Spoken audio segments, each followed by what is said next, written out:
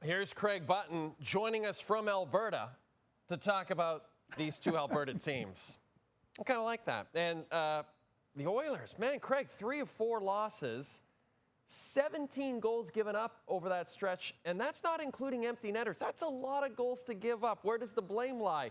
Goalie, defense, everybody? Well, I think you can go through every play. Why don't we just say defensive play? I know that the Oilers' goaltending is near the bottom of the league, but on the game versus the Washington Capitals, bottom line, if it wasn't for Stuart Skinner, that game would have been 13-4 in favor of the Washington Capitals. He kept it close at different points to allow them. But here, let's go through. Connor McDavid with the puck. Oh, Tommy Wilson, he should be on the Olympic team, takes it off. And then where does Connor McDavid go? Not back to the net, not to find Tommy Wilson. Goal. Now you have another play here. Draisaitl gives away the puck. Oh, geez, here, you take it. And boom, goal. So we got Draisaitl and McDavid. Now let's watch Darnell Nurse do his best imitation of not playing defense and breakaway around Evan Bouchard. And then Jake Wallman. Watch Jake Wallman. He pinches up the wall. It's a terrible play. Wow. I think Jake thought maybe he was going to go for a little afternoon tea. Show up when it was a little bit steeped. Bottom line is the defensive play by the Edmonton Oilers is near the bottom of the league.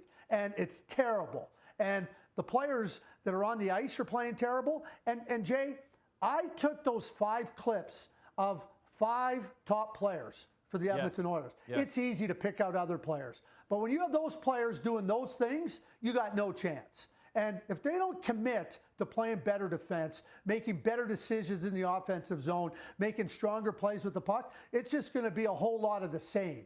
Can they improve? Yeah, they can improve. And the goaltending on this night versus the Washington Capitals was not the issue. Hey, they beat the Carolina Hurricanes. They were badly outplayed in that game. They won a game against the Columbus Blue Jackets at home last week. They were badly outplayed in that game. They have 3 or 4 wins, I say 4 wins, that they haven't played anywhere near well enough to win. So their record is belying how poorly they've been. And right now, it's a full-blown defensive disaster for the Edmonton Oilers. And you've spoken in the last couple of years, Craig, about how impressed you've been with Edmonton's defensive play, especially last year. You and I talked about it a ton.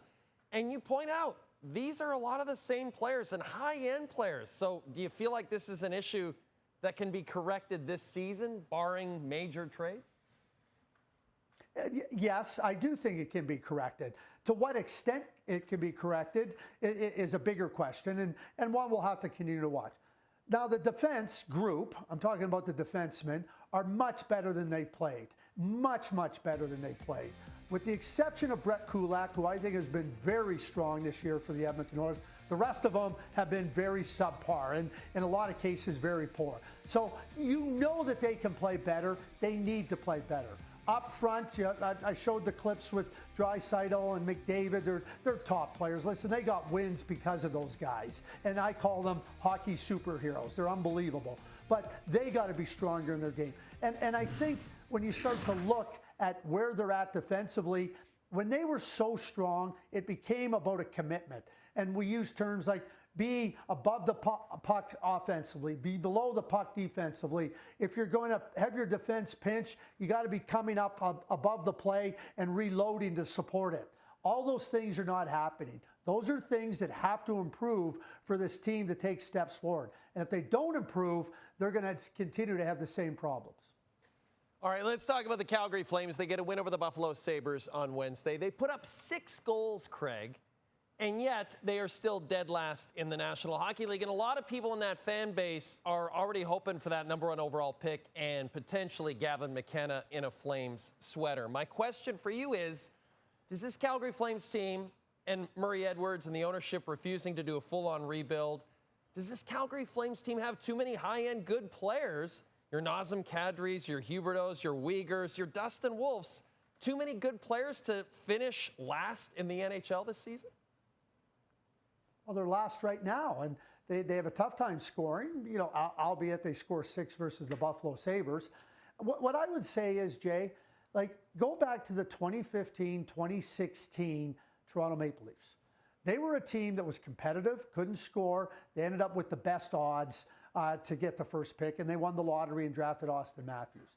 This rebuild, and it's a rebuild, and Murray Edwards is full on board with it. This is what they've put into place.